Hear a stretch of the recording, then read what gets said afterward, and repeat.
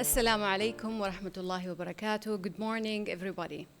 Her Excellency, the President of King Abdulaziz University, Professor Hana Al-Naim. His Excellency, the Vice President for Graduate Studies and Scientific Research, Professor Amin Nu'man.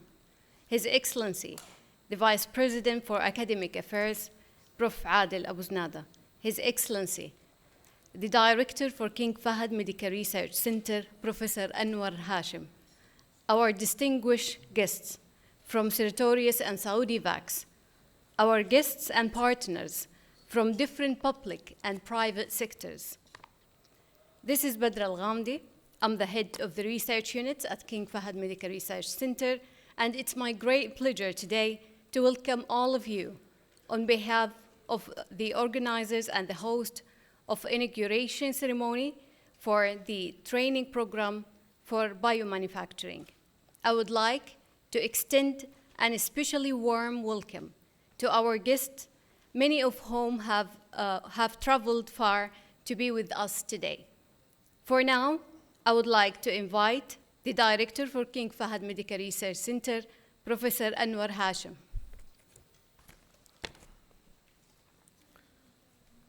Assalamu alaikum wa rahmatullah. Your Excellencies, the University President and the Vice President for Postgraduate Studies and Scientific Research, our dear colleagues and esteemed guests, good morning. On behalf of King Abdulaziz University and King Fahd Medical Research Center, it's my distinct honor to welcome and thank you all for being here today with us to inaugurate the industrial biomanufacturing program at King Fahd Medical Research Center. As we stand here today, we believe we are embarking on a journey that symbolizes our commitment to education, innovation, and the betterment of our community and society at large. We are deeply grateful and honored to have this inauguration under the patronage of the acting president of the university, Prof. Hana Al-Naim, and we also thank the Vice President for Postgraduate Studies and Scientific Research, Prof. Amin Nu'man. Your unwavering support have been instrumental in developing and bringing this program to life.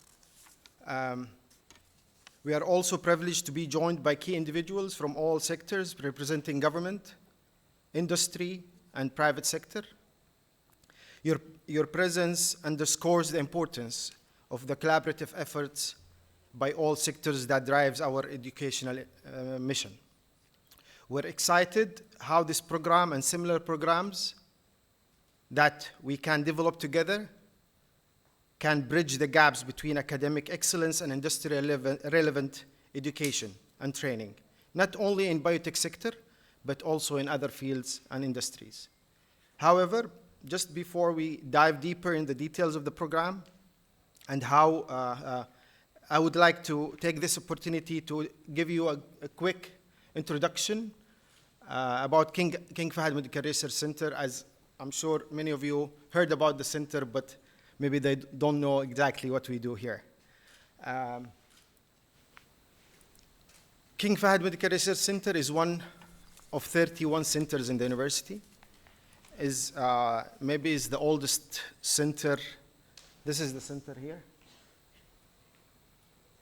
The oldest center in the country. It was established by royal decree in 1980 as a center focused on hematological disorders, and with time expanded to serve researchers and students from King Abdulaziz University and other universities and sectors, including private sector, governmental entities, universities, university hospitals, university centers, and colleges. It's in the middle of the medical complex within the university here. Its vision to be a regional and international leading center in applied medical research, aiming to improve and enhance the quality of healthcare in the community, and mission to conduct scientific research and provide medical and diagnostic services with the highest standards and support local, regional, and international collaboration to advance the knowledge-based economy and localize technologies and build capacity within the country. Our strategic goal is to contribute to the enhancement of the national healthcare security and self-sufficiency, to support innovation, creativity, and participate in economic diversification, and to enhance sustainability of the local content by developing talent and the required ecosystem. We focus on 4 areas: understanding the human biology, reducing human disease, applying One Health concept, and advancing translational research. Structurally, the center is divided in 2 parts: the admin financial part section on this side, and the research and academic division on this side, which has 3 departments: central labs that provide central services, core services to everybody; research units in the middle. We have 12 research units with different focus, and we have diagnostic and clinical services division. These are the units, 12 units, very wide, ranging from neuroscience and aging, clinical trials, nutrition, lifestyle, systems biology and cancer, experimental biochemistry, stem cells, hematology, toxicology and forensic science, immunology, regenerative medicine, vaccines and immunotherapy, and the special infectious agent unit, which is one of the most famous units, and early first units to have biosafety level 3 labs in the country. And of course, we have the central labs with and one of the largest animal houses in the region. This is the animal house, just some pictures. We conduct a lot of training and workshop. Imaging, I think we have the only MRI imaging for small animals in the country, or maybe in the region. The animal house can accommodate small animals and large animals. Currently, we only have small animals, and we do a lot of preclinical testing there. Central labs goes from analytical to biological testing and microscopy, covers all aspects: chromatography, mass spectrometry, elemental analysis, MRI, NMR, serology, electron microscopy, flow cytometry, microscopy, microbiology, and histology. And these services are provided to students, researchers, and people from outside the university. We have one of the most advanced mobile biosafety level 3 labs that actually helped in many occasions with Ministry of Health, Ministry of Hajj, during Hajj or during outbreaks of, for example, the MERS, the coronavirus that happened in Saudi back in 2012. The center is accredited by the Saudi Commission for Health Specialists as continued professional development site, also approved as a volunteer site. We have students all the time, and we conduct a lot of seminars on weekly basis by students, by professors, scientists, invited visitors. Do a lot of workshops and training, host Mawhiba students for the past maybe 3-4 years, and we had 2 winners last year and the year before. We received recently we reached this level, 100 students from all the colleges in the university, as well as from outside the country and inside the country. 100 plus MSc and PhD students, and either under direct co-supervision with supervisors from the center, or under just to help them in collaboration. We have more than 65 collaborations internationally and locally. We get funding from different sources, including King Abdulaziz University, CAXT, KAUST, MOE, Jameel Community, and recently Moderna. This is in a nutshell what we have achieved. Around 60 plus training programs so far, more than 6,500 trainees. We graduated so far more than 580 students, masters and PhD, published more than 3,300 papers, had 40 patents. We have 150 researchers from within KFMRC, from the university, and from other universities. We have more than 20 central labs, 12 research units, 170 staff. We have 65 collaborations. We have 2 centers of excellence within the center, genomics, CEGMR, and personalized medicine, CIPM. We have a huge infrastructure. We have 3 already licensed patents, 3 marketed products, and 2 startups. One of them is Ru'ya Al-Ula, and the CEO is sitting with us today. And that's it. Thank you very much. I would like to invite Mr. Davy DeWild, the head of global sales and services at Sartorius Company. Yeah, thank you very much for inviting us. First of all, I really would like to express my gratitude for having us with you here today to this exciting event. It is not so often that people actually have a chance to witness what I would say history. And it feels a little bit like this, what we are doing here. The country has initiated its journey to build a sustainable, autonomous ecosystem for the localized development of biologics and vaccines in Saudi Arabia, fully in line with the Saudi 2030 vision.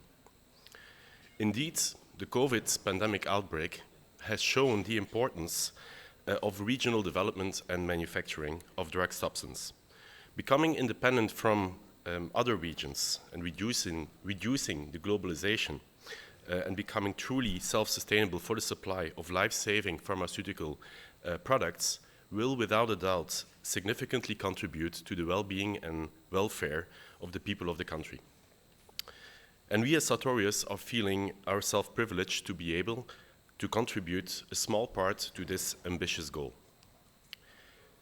As a technology provider for the pharmaceutical industry, we want to contribute to the acceleration of the development of better and more affordable pharmaceutical drugs.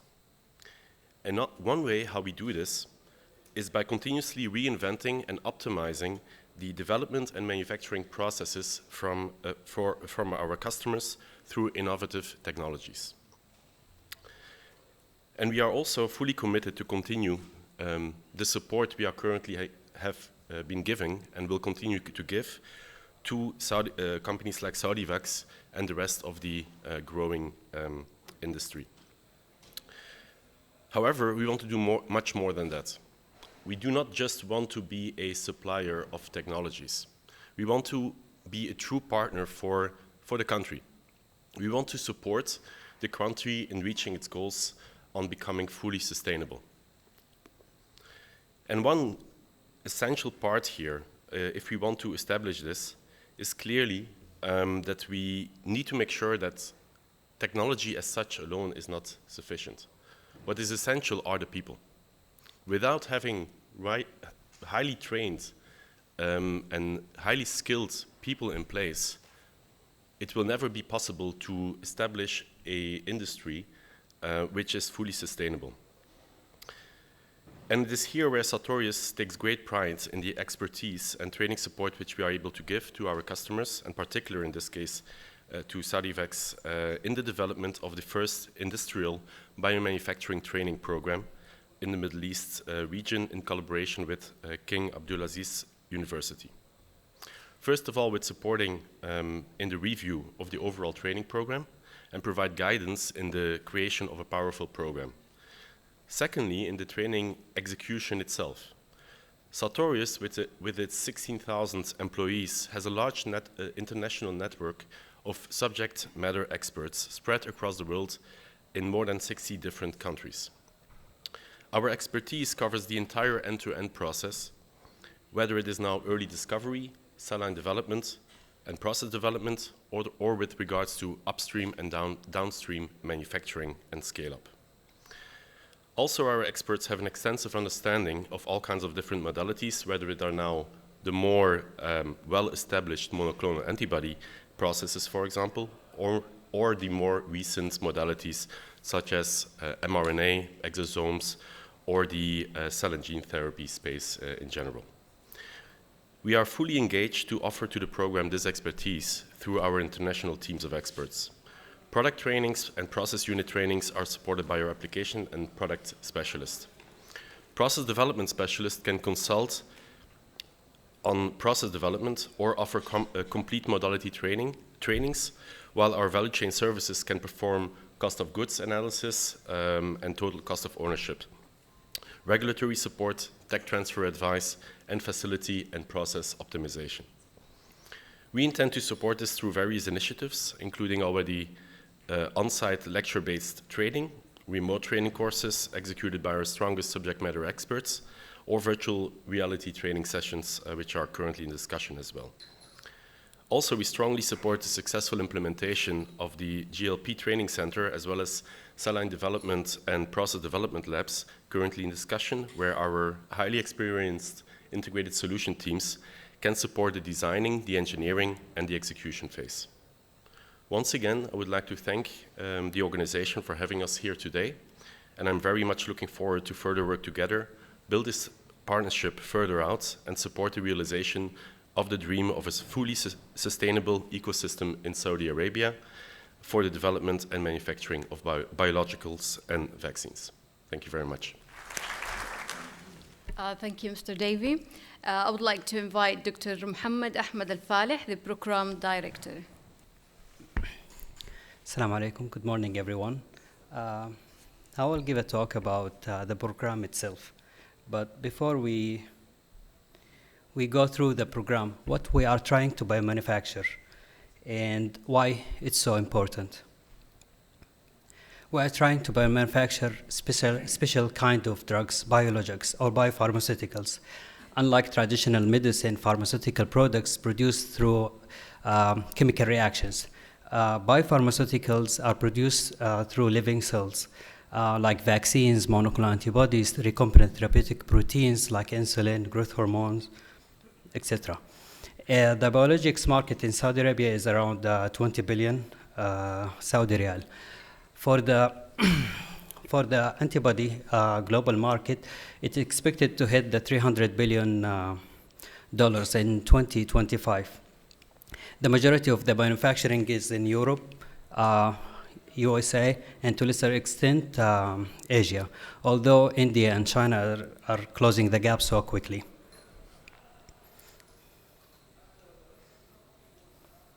The Saudi biotech sector is still growing. It's in its early stages. Therefore, the government took several initiatives and strategies like the National Biotech Strategies, Red Biotech by the MOH, LifeEra by the Public Investment Fund, etc., to help advance and localize these technologies. There is, in general, lack of knowledge regarding these biotech technologies in general and biomanufacturing. And it's so hard to find individual. You need to screen larger number of employees to get eligible candidates. Therefore, programs like these can bridge the gap between academia and industry. And it's not a one-man show. You need partners from the public sector, private sector, industrial sectors, and the academia to help build the program in the most efficient manner. In our case, King Abdulaziz University partnered with Saudi Vax, Sartorius, and the Saudi Commission for Health Specialists, and the HRDF. This network helped us to build the program in a way that the student can benefit from it. So the program itself, it covers different aspects of discovery, development, characterizations, production of biologics, and give the trainees depth coverage in the hands-on by providing hands-on training. King Abdulaziz University and Saudi Vax established the curriculum with the knowledge they have from both parties and provide the materials, the equipment, necessary infrastructures for the students. With HRDF, Saudi Vac signed an agreement with the HRDF to sponsor eligible students who have the potential to work in the biotech market. With Sartoris, with their more than 100 years experience, they help us by giving the students live webinars, lectures, showing the latest development in the technologies. They even sent application specialists on site to give the students training on hands in King Fahd Medical Research Labs. They also deploy their innovative VR training sessions. So the students, they were in the lab wearing the VR sets and training at the same time with the scientists from Germany at the same time. So it was a unique experience, and I think Sartoris did this for the first time internationally. With the Saudi health specialists, they were great partners. They provide us with the great feedback and constructive guidance to ensure the quality of the program. We applied to be accredited by them to ensure the quality and the career advancement of the trainees. The program itself is 36 working days, around 2 months, and from 9 to 3. This program is divided into 8 courses. General overview, each course is around a week, and it's a great blend between theoretical parts and hands-on training. General overview, introduction to GMP, facility design, introduction to microbiology, analytics, upstream, downstream, fill and finish, and regulatory affairs. So we took the students from the start to the end and everything in between.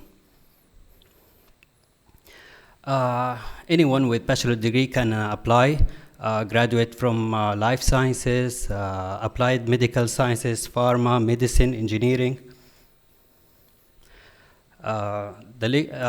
It was like on-site lectures, live streaming lectures, hands-on training, and workshop journal clubs. To monitor the students, it was like we gave them like quizzes by the end of each course, continuous monitoring, face-to-face mentorship, final exam, everything. We tried to like follow the student and follow their progress to see where is the weak point and where we can advance. 34 students applied, enrolled in this program in the first batch from different background, female more than the males, bachelor degree, master degrees. The students were great, although the course was tough and long. They were great. They learned a lot, and most importantly, they provide us with the great feedback, constructive feedbacks that allow us to advance our course to be better and better for the subsequent cycles. So thank you. Thank you. I would like to invite the Vice President of the University for Postgraduate Studies and Scientific Research, Professor Amin Nauman. بسم الله الرحمن الرحيم. الحمد لله رب العالمين والصلاة والسلام على رسول الله وعلى آله وصحبه أجمعين. سعادة الأستاذ الدكتور هناء بنت عبد الله النعيم رئيسة الجامعة المكلفة، سعادة نواب الجامعة، سعادة العمداء والعميدات، زملائي أعضاء هيئة التدريس، أبنائنا الطلاب والطالبات، الضيوف الكرام والحضور الكريم، السلام عليكم ورحمة الله وبركاته. نرحب بكم اليوم في جامعتكم جامعة الملك عبد العزيز لتدشين مبادرة البرنامج التدريبي في مجال صناعة الأدوية الحيوية برعاية سعادة رئيسة الجامعة المكلفة. هذه المبادرة التي سيكون لها الأثر في تطوير وتنمية المجالات الواعدة في التقنية الحيوية ومجال الرعاية الصحية، والتي تلعب الجامعات دورا مهما في تعزيز ودعم البحث العلمي والابتكار في هذه المجالات. جامعة الملك عبد العزيز تعتبر من ضمن هذه الجامعات التي لديها بنية تحتية ومرافق متقدمة ومختبرات متخصصة في توفر للباحثين والعلماء بيئة تعليمية وبحثية تمكنهم من إجراء أبحاثهم بكفاءة وجودة للمساهمة في أبحاث التقنية الحيوية على أعلى مستوى لتلبية المتطلبات الوطنية والمشاركة العالمية. ويعد برنامج التدريب في مجال صناعة الأدوية الحيوية هو امتداد طبيعي لالتزام الجامعة بدعم مجال التقنية الحيوية، وهو مصمم لتدريب وتنمية قدرات الجيل القادم من الباحثين في التصنيع الحيوي، وإثراءهم بالمهارات والمعارف التي يحتاجونها للتطوير وإنتاج منتجات التقنية الحيوية المتقدمة، والتي من شأنها تحسين حياة الأفراد والمجتمعات في المملكة وجميع أنحاء العالم. والجامعة على ثقة من أن هذا البرنامج بتعاون الشريك الصناعي شركة سعودي فاكس ومجموعة سارتوريوس سيحقق النجاح المرجو منه، ونتطلع إلى رؤية نتائج ومخرجات إيجابية ومساهمات فعالة من خريجي هذا البرنامج في المستقبل القريب. وفي الختام أتوجه بأسمى آيات الشكر والتقدير لقيادتنا الرشيدة حفظها الله على دعمها اللامحدود في دعم وتنمية البحث العلمي والابتكار في وطننا الغالي، والشكر لمعالي وزير التعليم وإلى سعادة رئيسة الجامعة المكلفة لرعايتها لهذا البرنامج، ولسعادة مدير مركز الملك فهد للبحوث الطبية وجميع القائمين على هذه المبادرة الرائدة، وشكرا للحضور الكريم. We would like to welcome and express our thanks to our industry partner, Saudi Vax and Sartorius Group, for their support and alignment with the King Abdulaziz University to enhance and accelerate this program. Thank you very much.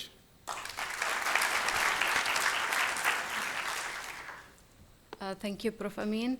Now it's the time for the graduation ceremony, so I would like to invite the Excellency the President of University, Prof. Hana Naim, and the Vice President of the University of Postgraduate Studies and Scientific Research, Prof. Amin Nu'man. I would like to invite all the students, the first batch student.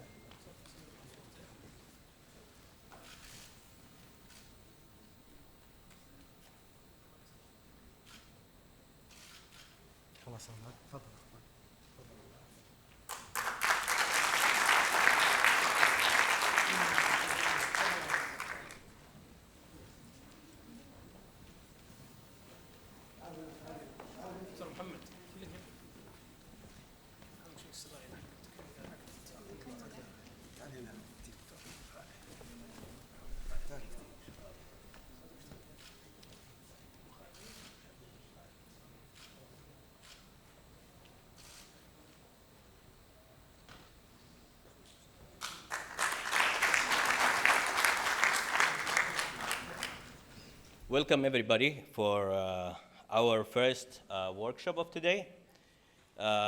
It's basically going to discuss the need of to incorporate curricula that include skills in biomanufacturing training in academia, both undergrad and postgrad, and what's the importance of these programs.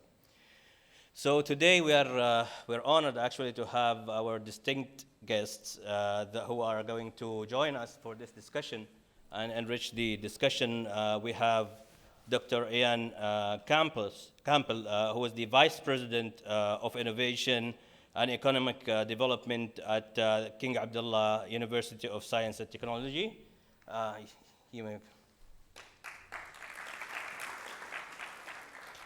And also we have Dr. Maram Al-Utaybi, Chief Executive Officer of the Center for Supportive Health Services at Ministry of Health. We have Mr. Ahmed Al-Shamrani, who is the Chief Executive Officer of Health Academy at Saudi Commission for Health Specialists.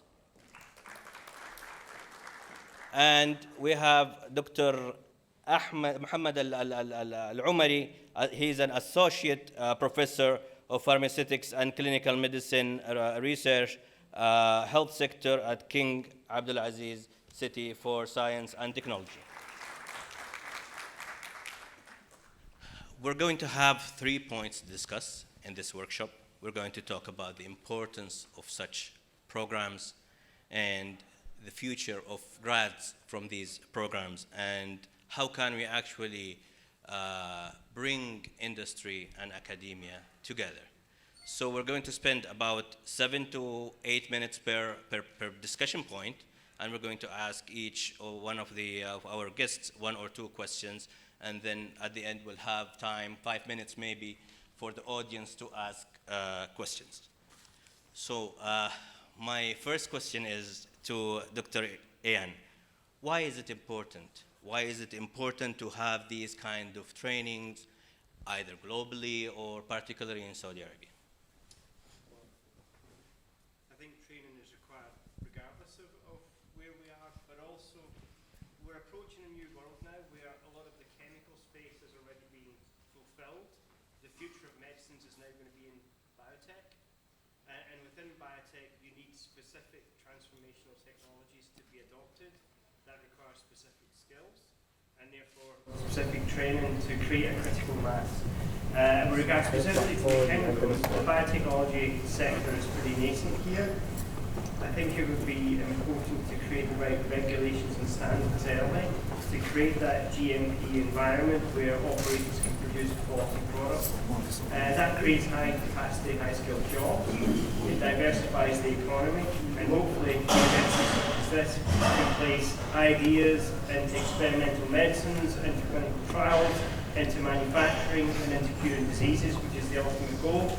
And you need a supply chain, you need talent, you need equipment, you need to adopt the medicines at scale, and ultimately improve the well-being of the population through providing first-class medication. Dr. Maram, do you think the biopharmaceuticals can actually help in or be a pathway to sustainable healthcare solutions in long term?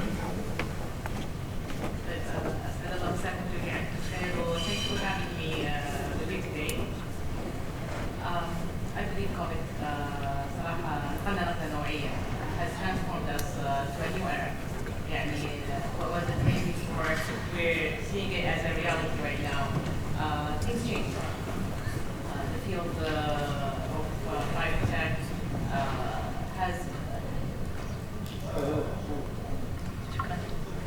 The field of biotech has immersively evolved in the past 2 years.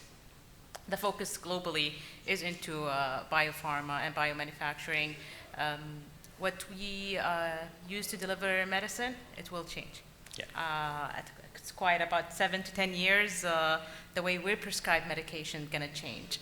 Definitely, Saraha, I am astonished at the activities and efforts happening here at King Abdulaziz University, and where you guys want to take it and uplift it with the private sector participation as well. صراحة يثلج الصدر. Definitely, healthcare is going to change, and the way as well, we provide the service going to change. Okay, thank you. Mr. Ahmed, how does integrating RID biotechnology in the curriculum addresses the increasing demand for skilled personnel or professionals in the field? Thank you for having me, and I think this is a very interesting question, and what we have today is such a program that shows actually a great collaboration between academia and industry and governmental entity would give us a great example on the importance of collaboration, partnership between all sectors. Another thing, this would help us in advancing medical research and equip all students from different backgrounds who are interested in the new era of medicine with the skills needed actually. with the transformation going on in the Saudi now with the Vision 2030, the huge investments in healthcare, and as Dr. Omaran mentioned, after COVID, we actually now believe in the value and the importance of having biomanufacturing capabilities in the kingdom. I think it's very important that we have all these activities and curricula, not only on undergrad and postgrad, even on the professional level. So that's give us a glimpse of how the biomanufacturing is crucial in achieving national security when it comes to essential medication, essential technologies that is needed actually to diversify and impact our economy and growth. Thank you so much. Dr. Muhammad, how can integrating these technologies and training enhance the educational experience of professionals or undergrad and postgrad students? Thank you for your question. The integrations biopharmaceutical and education curriculum provide the student with a comprehensive practical and interdisciplinary perspective, which is equipped with the latest cutting-edge research and prepare the student for the career in biopharmaceutical. Could these training programs enhance or promote entrepreneurship or innovation in the country, either from the industry side or from the undergrad or student side? So one of the benefits that we have with biotech is it's almost always applied. So we're trying to solve a problem, whether it's production scale, whether it's a new medication, whether it's a new formulation. Ultimately, there's an end purpose for it. So I think uniquely, biotechnology provides the skills for entrepreneurship. It also provides a unique capability to build a supply chain, because the raw material, some DNA, some cells, some sugar, some water, let it grow, and then something's produced, how you purify it, and then use it after that. So uniquely, it can provide applied skills. You can use cutting-edge technologies to drive new formulations forward. And as you've seen from the expansion of viral vectors, gene therapies, RNA, DNA, there are endless bounds of new technologies being used to produce biotech-like products. So I think it's an evolving field, it's a data-rich field, and definitely provides vocational training for everybody that goes into it. Okay. So in terms of the complex healthcare problems, do you think such programs could actually enrich the education of students and grad and postgrad students, these type of problems? Definitely, and sorry to put you on the spot, Dr. Mazen. I had a conversation with him. When he first came here, he didn't know how to apply for grants and how to get it, what the way around in the country. The efforts that's happening in the kingdom toward what Ian just mentioned, you need ingredients and recipes to work all together in order to have a biotech. Definitely education, the R&D, the beginning of the value chain is as important as manufacturing and others. 2021, I believe it's when RDI authority was established, NIH last month. There's a lot of ongoing movements, promising movements that it will enable us to change the healthcare as well as the innovation. So I'm very optimistic. I personally feel it. I get a lot of our colleague from King Abdulaziz reaching out to us to get data, healthcare data, solving complex issues. So I will quote as well one of my dear colleagues. He said the change is happening in the kingdom. You actually can see it. And he elaborated on King Salman Park. So it's actually there. It is 7 kilometers, and you can see the change. So I believe we're witnessing humongous changes when it comes to solving issues, complex issues. There's grants on the place, government entities in the place. Honestly, I was happy to see Ian from CAUS. I was happy to see our colleague from Wiqaya, the Saudi CDC. You see it صراحة and you feel it. فبالعكس أشكركم صراحة يعني whatever we're talking about, we can actually feel it. Okay, thank you. So, Mr. Ahmed, what's the role of Saudi Commission for Health Specialties in such programs? How can they actually be involved in these programs, and how can they serve these programs? Well, maybe as the majority here, sorry for that, are aware of the Saudi Commission rule. We all know it's for the Saudi board, or even diploma or fellowship program. But we are sensing the need and the urgency that the Saudi Commission has to play a major role when it comes to professional certificates, professional training. So I think this is one of the first programs that has been accredited from the Saudi Commission as a specialized professional program that will be impacted the system, and also will impact the healthcare practitioner, because it will be added to their practitioner license, and it will show that those practitioners are accredited and they are equipped with the safe, acceptable skills to practice and to impact. This is one of the rules that the Saudi Commission is playing now, and beside the, I would say, workforce planning, when it comes to all these new specialties that are emerging in the market. This is another role that the Saudi Commission is playing with the whole healthcare sector industry, starting from private to governmental entities to even investors. That's where we are heading now.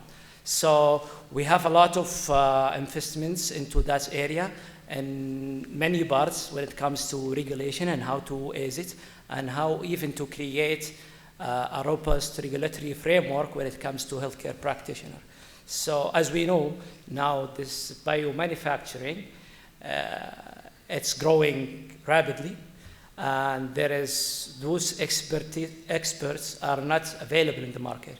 So we have to go there and to provide even expertise or collaboration or partnership with local and international experts. Besides, as I mentioned, when it comes to the role of Saudi Commission, when it comes to the regulatory framework of practicing some of these specific skills that eventually will impact the patients, whether directly or indirectly. Okay, thank you. Thank you. Dr. Muhammad, do you think it will have an impact on research in academia, like applying these type of programs in the academia? Will it have an impact and promotion of research? We can say yes by integration of biopharmaceutical in the education curriculum can advance the research and the discovery through like can be enhanced by several like factors. The first one like advanced is like the curriculum, use it, the access to the latest technology, use it, partnership with the industry, and is like the scientific conference and the publication. Okay, thank you.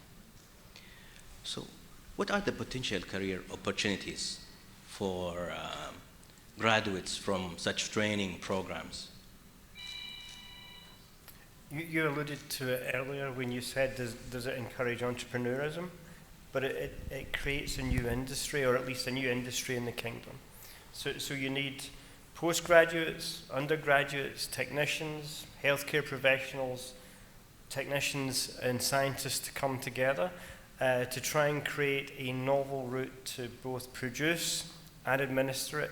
So the beauty about biotech products is that you don't produce them and then you take a pill. They need to be administered via IV lines or injections. So you've got the whole medical supply chain to be adopted in there as well.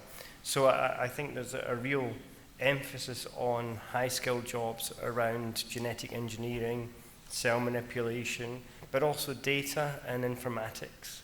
Because once you've got the prescription, you need to calculate the dose, you need to review its efficacy, you need to manage clinical trials. So there's a whole industry on the back of how to get these drugs developed, adopted, administered, and then hopefully recreated going forward into new and different variants of it. So I think there's a whole supply chain that creates an industry of its own around this. Okay, perfect. Dr. Maram, where do you think, or what is the specialty that you think is growing the most in type of red biotechnology in Saudi Arabia? That's a good question, but I would like to elaborate on Ian's question. Sure. I agree totally with him, and I guess it's time that people are aware of the future. There is Neom Biotech City, there is Riyadh Biocentral, there's a mega project happening in the kingdom. The opportunities when it comes to job is beyond your imagination. In fact, when it comes to resources and to the variety of levels that Ian said, we're far behind. I wish to see more programs. The curriculum needs to re-changed. One of my colleagues in the UK said we should change the way even we teach medicine. Most of the clinicians, when they see a genetic test, they're unable to interpret the results and what it means. For your other question, I believe it's three, at least the most needed after COVID, according to the literature. Geneticist, data scientist, or data mining and computer and etc. The third one is biotech. It's evolving, it's changing. صراحة it's fascinating. There's a lot of articles, and I would recommend several articles to the audience to read of how would the world look like in the future and how healthcare is at a disrupt, if I may say, Ian. There is 9 tech companies, Amazon, Google, Apple, entered healthcare, and they didn't enter it for luxury or pleasure. They're to disrupt healthcare. So I mean, my personal opinion, just wait 5 years, 2030, healthcare will change, and healthcare delivery as well. Okay. Thank you. Thank you. Mr. Ahmed, do you think it's important to actually incorporate career guidance in these programs? And is it like to actually bring the stakeholders or the biopharmaceuticals with these grads to ease or facilitate their hiring? Well, I think it's from the industry to the industry. So such programs is created based on a need and demands from the industry itself. So that means there are jobs available, or some competencies that need to be filled in the market. And I think universities, centers, academies, they play a major role on actually connecting the dots between the job vacancies and the competencies in the market and the employer by developing those students who are interested into going there. So as I mentioned, it's from the industry to the industry. However, it needs to be considered when it comes to volume of investments and number of competencies that's needs and what level of competencies is needed. Such program, or I would say an industry, biotechnology, I think it's not something, I don't want to say normal or abnormal. I think it's something extraordinary. It's need a specific set of skills that we might have no experts in the world. So incorporating even technologies such as virtual reality, AI, mentorship, I would say speakers, international speakers. Sometimes those technology will fill the gap. However, those investments has to be matched with the demands of the market. So it shouldn't be just we are adopting technology or developing a program that is needed with no an impact on the, I would say, economy or even job availability in the market. So it's sometimes like the chicken before the egg, or the egg before the chicken. It's complex. However, with the Saudi vision, we know our direction, and we know where we are heading in the future. So at least we have a guidance there. We should capitalize on that. We should build on that.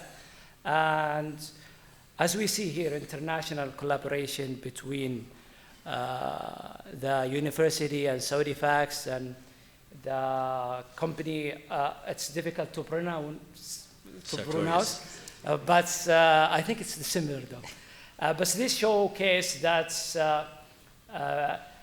the center of healthcare is patients, and we are coming from different backgrounds, pharma, biotech, regulatory, industry, university, to serve those patients. And this is personalization, maybe what Dr. Amaram was mentioning on doing the new era of healthcare, personalization medicine. It comes when all these stakeholders comes on one table to serve the patients. Okay. Thank you so much. Dr. Muhammad, what do you think is the key skills that students and trainees could get from these programs? In fact, is that studying the biopharmaceuticals can gain or provide for the undergraduate and postgraduate multiple is like competency and skills in biopharmaceutical.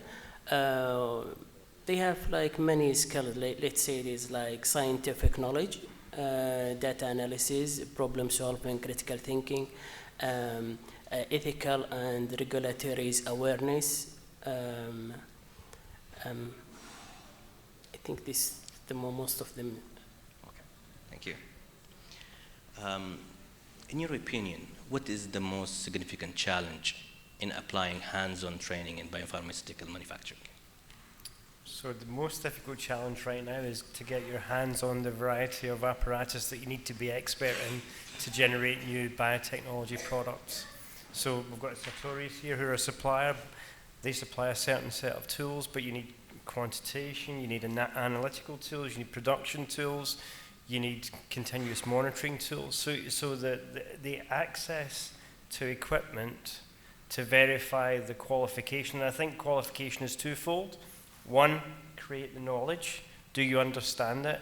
Secondly, can you apply that knowledge into practice? So you've got a combination of learning and then into the practical side. I think we need to concentrate on both halves of that. So have the basic understanding aligned to the practical skills of being able to do. So I would say that the lack of facilities is probably going to be highest just now, and the lack of equipment to train new scientists on biotechnology processes would be the other one. Okay. So does that push us toward collaborating with the industry or industrial firm? It does, but even if you look at it, you can't. It's all a moment in time. So biotechnology today is vastly different from biotechnology 10 years ago. You know, with nucleic acids, the volumes have gone down. You can get more product in a smaller volume. You're using different technologies to manipulate the DNA. So it's continually evolving. So you've got to be at the head of that curve. That's why I think universities creating the knowledge, working at that cutting edge, and then industry adopting it. And industry is always a lagger because they want to get products that are fit for the market. So you need that research at the far end and then into practical embodiment. So a combination of the two are vital. Okay, thank you. So my next question is connected to the first question. So do you think the more collaboration, the better? Government entities, Ministry of Health, Ministry of Education, industry, or it's actually adding burden to this process? لا بالعكس. Thank you for that question. In the past few months, I had a pleasure interviewing 50 plus entities. One of them is Dr. Mazen, some of them from the private sector, King Abdulaziz. I'll quote Kaus. Feedback was there's no process for engagement. Like if I want to engage with King Abdulaziz or King Saud, there's no clear process. Mazen highlighted the complexity of the system, the regulation. We need to be clear with the private sector. They don't have a clarity on what exactly the priority when it comes to healthcare. Yes, we have identified genomics, vaccines, and biomanufacturing as a priority, as our North Star. However, they want more. Give us the list of the vaccine. Give us the things that you really want us to localize when it comes as well to genomics. Communication is key. So the more communication is, the better. We've seen it. I've seen it even last week. The amount of exchange cards between the private, the academia, and the government صراحة was astonishing. And we hopefully when they all work together and we listen to them, because some of them it's regulation. Some of it has to do with, as Ian say, supply chain issues and others. The more communication, the clarity we have on the gaps, and the better we can move, inshallah. Yeah. Thank you. So there is market needs or industry needs, and there is programs. So what do you think? How can actually the programs, the training programs, be up to date to the market needs? Well, again, you start from the market and ends with the market. So because the market is changing and such a technology is rapidly growing, so you might not catch up with what's going on, but it has at least to have sense on what the market needs. This is one. Another thing is we have to reshape the way we design our program. I think we have to go away from, I don't want to say academic degree, I would say we focus more on professional certificates. We focus more on hands-on techniques when it comes to such technology. And even when it comes to regulation and practices, we have to be aware on how is that impacting the market. Because our way of doing things traditionally is you have a pharmacist, a nurse, a physician, a dentist. This is the only clinical practice available. However, now it's multidisciplinary. So we have to even revisit all of our regulation and policy to adopt all these changes and to actually provide a tool for the industry to use with no sacrifice to patient safety. But I think the solution is to focus on hands-on techniques and certificates and professional certificates, which is, this program is one of, I think, good example to be replicated all over the kingdom and all over the Middle East, actually, when it comes to hands-on training and specialized program that has a purpose and will impact patient care. Okay, thank you. So my last question is to Dr. Muhammad. What would be, in your opinion, I think this is one of the first program in the country developed, and it's took about 2 months for the training, hands-on training. So what do you think, in your opinion, is the perfect program? Is it to have a degree by itself on hands-on on biopharmaceutical manufacturing, or actually is to have separate hands-on training that could be actually at the freshly grad students, or maybe people are already working in biopharmaceuticals and want to improve their skills? I think it's like, if it's like the program is specialized and contain is like the industrial's demand, and they have comprehensive curriculums that meet the industrial need for biopharmaceutical, I think this will be the perfect. Okay, thank you so much. So I think we have just a couple of minutes to take any questions from the audience.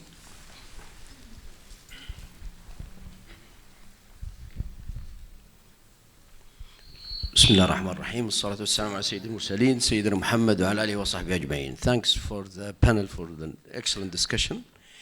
But when I just memorized myself long time back, the biotech is still a hot subject.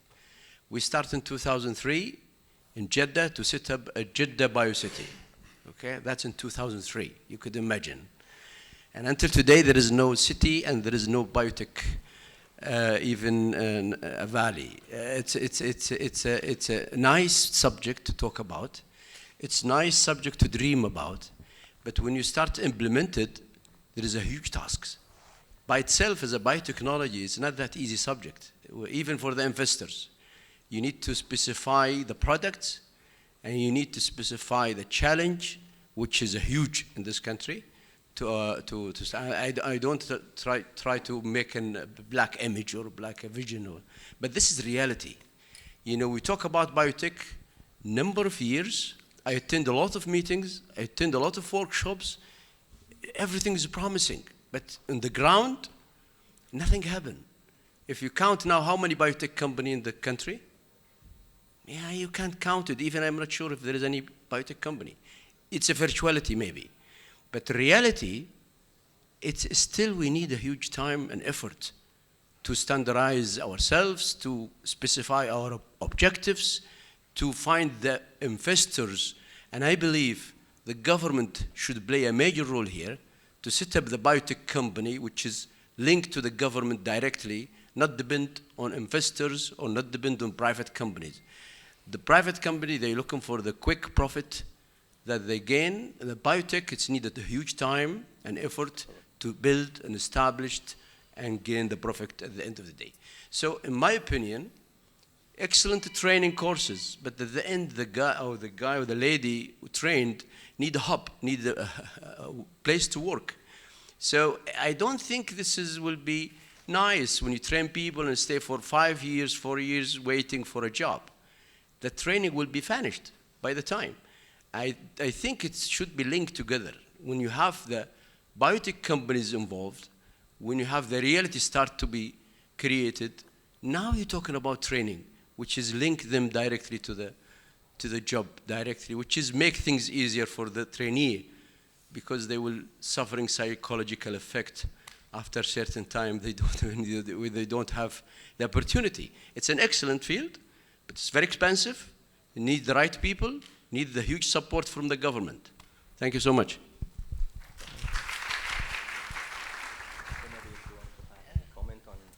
Sure, it's an excellent question, but I actually love it.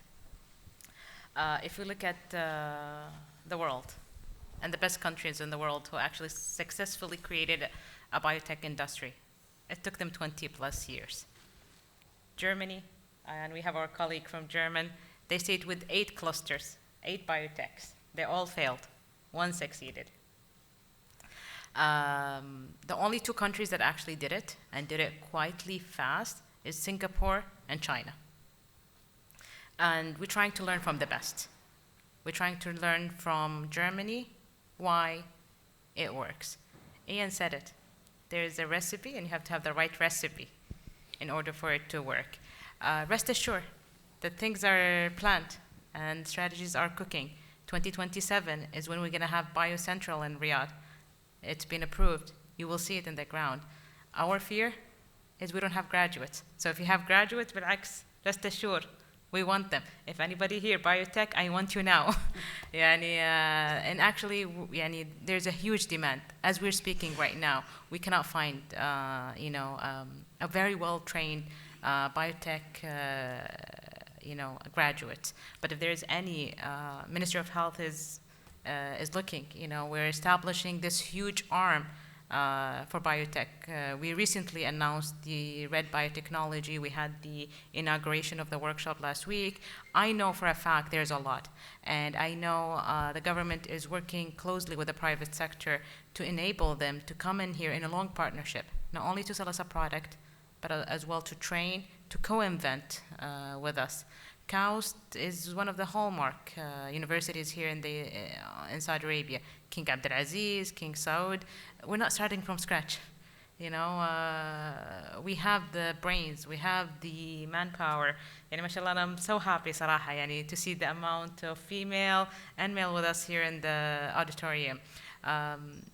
It's not easy, and we're learning and we're changing. You know, we're agile enough to make the right changes as a government. We rely heavily on the private sector. Private sector is the fuel for the engine. And what I saw last week, صراحة, was promising.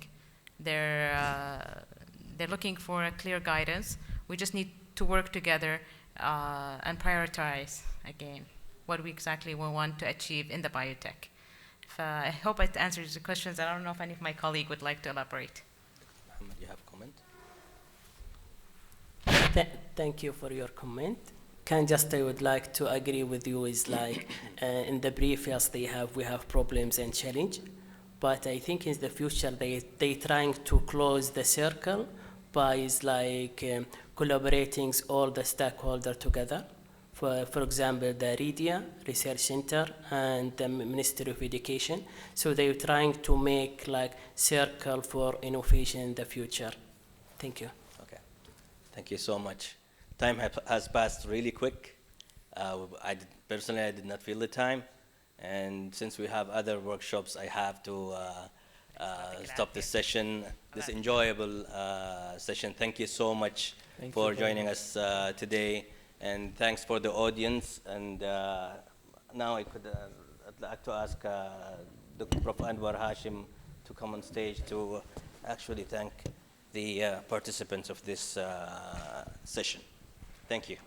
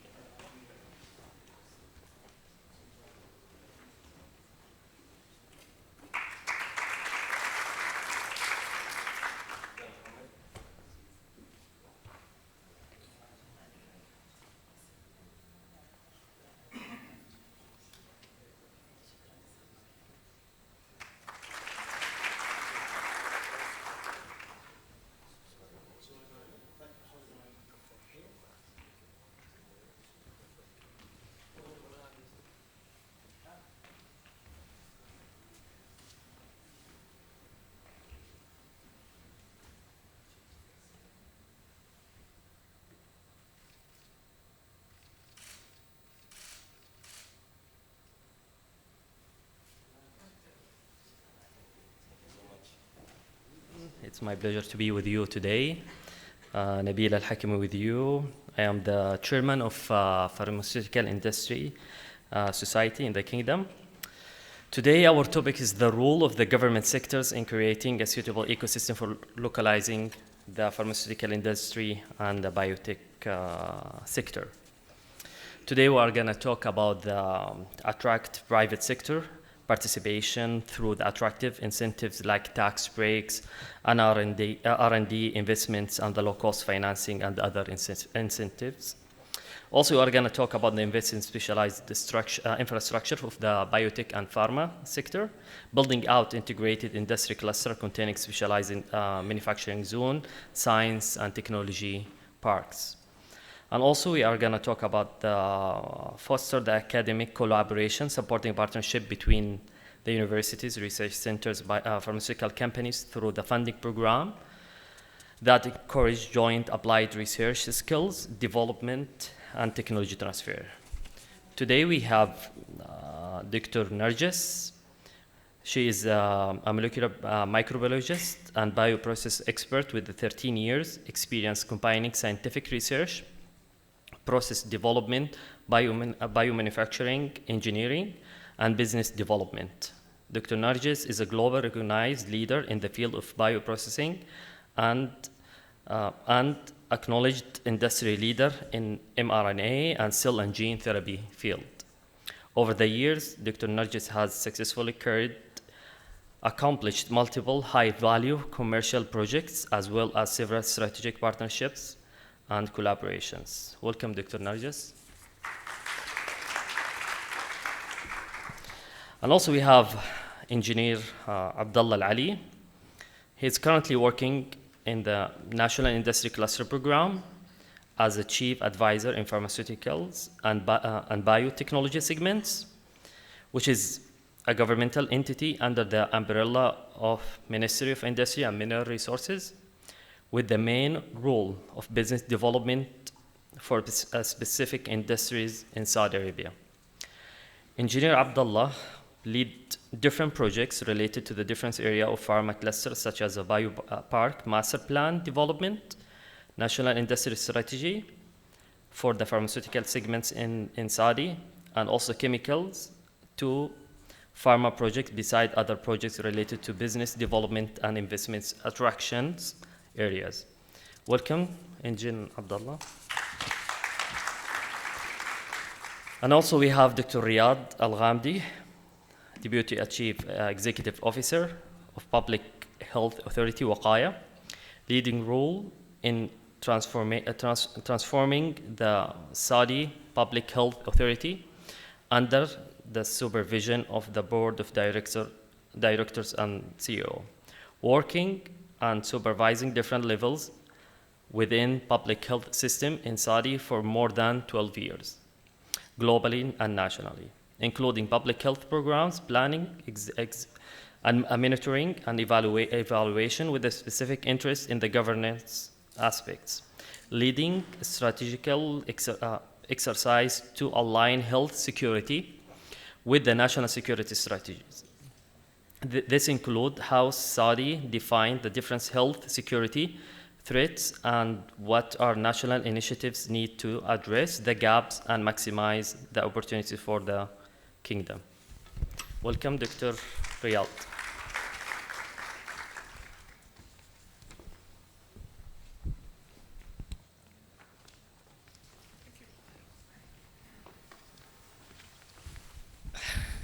Inshallah, we'll have like around 3 questions for each one, and then maybe we'll open the floor for the question from you. So we'll start with Dr. Narges, the first question. How can the government and private sectors collaborate to build supportive ecosystem for localizing the pharmaceutical industry, as we have like this program and maybe different programs? Okay, assalamu alaikum everyone. So I think we all witnessed the power of collaboration during the unprecedented pandemic that hit the humanity. And that was not only collaborations between private sectors to come up rapidly with a vaccine, but it needed really a strong partnership and rapid reactiveness from governmental entities and different stakeholders. So we could make, thanks to this type of collaboration, the impossible possible. We all witnessed that. And this is perfectly applicable to making localization more efficient or happening more rapidly. Government is a key part, especially when it comes to facilitating the regulatory guidelines and expediting all these filing processes that are needed. And definitely the private sector can contribute at different level. So there is this need for synergy to come up with the right ecosystem, because it's not just about having different entities. You really need to fill the gaps needed to make things happen. So, and this is how the collaboration should happen, I think, by choosing the right partner, understanding the gaps, what is needed, and this is specific per region, right? So, for example, for Saudi Arabia, and it's a hot topic, and training or having the right resources to support this local manufacturing. We need the resources. Who will be running these facilities? Who can select the right processes that can come up rapidly with the right product into the markets, responding to specific needs to the country or to the region. So there is a need to set up the right strategy, and this again would require collaboration between the government, the academia, the industrials, and the private sector. And there is a need to analyze the different aspects, because when we say industrial partners or industrial sectors or private sector, there is the product itself, the drugs, or what is needed to be brought to the country or to the population. And then there is all these supplies. What can each bring to the table, and how can we make it happen by joining those forces? So I think this is how this collaboration should be built and what is needed as critical aspects. Okay, to follow up with this question, so you said like you need some facilities, some help with from the governments. Can you give us like just one or two things you think it's crucial to support this collaboration between the governmental sectors and the private sectors, even though your background is from the private sector? Yeah, so what is needed, I would say, is first alignment and clarity into what is the specific need that would allow to bring up the needed parties to fill those gaps and bring those forces needed to make it happen. There is a need, of course, funding is a big topic, and no one can deny that. There is a need of financial support from government, but also decision makers that can make things easier to apply those collaborations and implement the needed things to localize them industrial. Thank you so much. Okay, now we'll talk about maybe Ministry of Industry with the Engineer Abdullah. Can you explain the Ministry of Industry's role in supporting and facilitating the investment in the pharmaceutical manufacturing in Saudi? It's my lucky that I know what you are doing in the Ministry of Industry and all the hard work and the supporting and collaborating with the different governmental and private sector to support the industry itself. So can you just give us some hint about that? Yes, indeed. First of all, thank you for having me. It really gives me immense pleasure to see, mashallah, our young talents from females and males who are graduating from, I would say, this key program that, inshallah, it will feed to the eventuality, our Vision 2030, where we are. One of the, I would say, main theme of the vision is to diversify from oil to a non-oil economy, and where biotech sits perfectly among, I would say, those key sectors that are not affected by oil prices, as well as it's, I would say, a non-oil driven review segment, and also it's a new, I would say, niche segment. Minister of Industry, as we all know, it has, I would say, affiliated organization.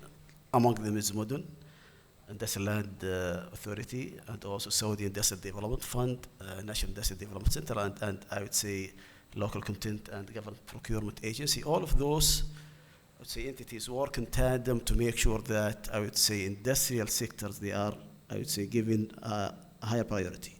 When we look at the industrial sector, the National Industrial Strategy has classified 12 industrial segments, like automotive, like chemicals, like mining. And when it comes to the pharma and biotech, when you measure it by, I would say, macroeconomic, by GDP and jobs, probably it's one of the lowest. But it goes to national security important, it sits at the top.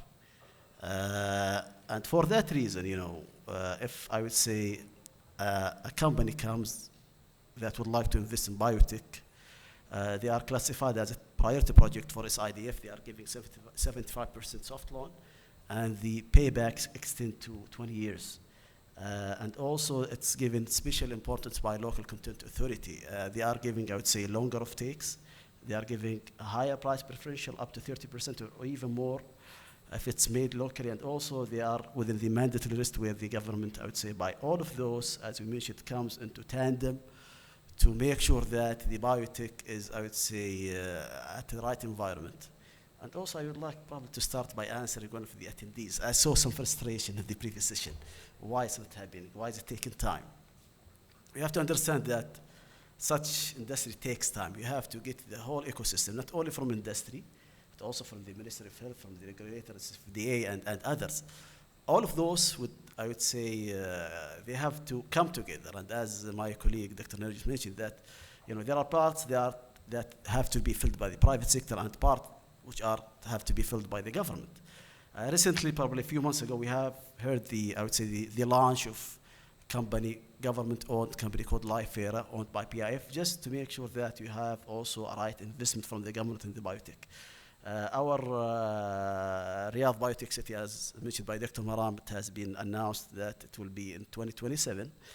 Just a few months ago, I was privileged to be a speaker at the King Fahd University of Petroleum and Minerals in Dhahran, their undergraduate curriculum in the biotech, bioprocessing, including the red, green, and also white biotech. I think we are there. It will take us probably some time, but I would say for now we have the full ecosystem, and we have a clear vision where we are heading to make sure that, inshallah, we have a sound biotech industry. Bidnillah.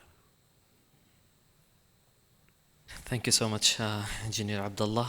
Now we'll move to another question to Dr. Riyad. How crucial is it for the kingdom to localize the pharmaceutical industry, and what are the steps that have been considered to meet these critical needs?